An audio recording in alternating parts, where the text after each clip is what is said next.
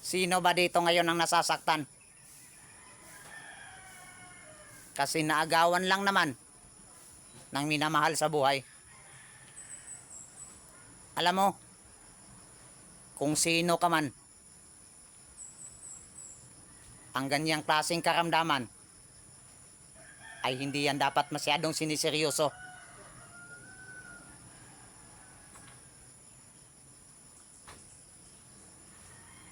Dahil kahit nasasaktan ka man ngayon,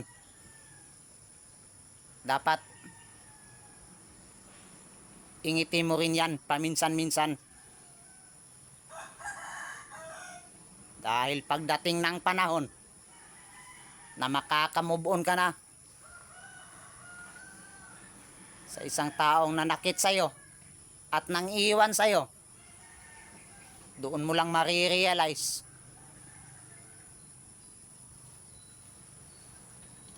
na nawalan ka lang naman pala ng isang taong hindi naman kawalan sa buhay mo.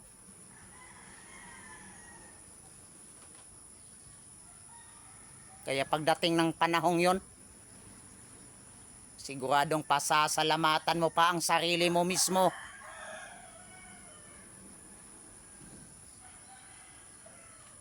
Dahil kahit nawalan ka man,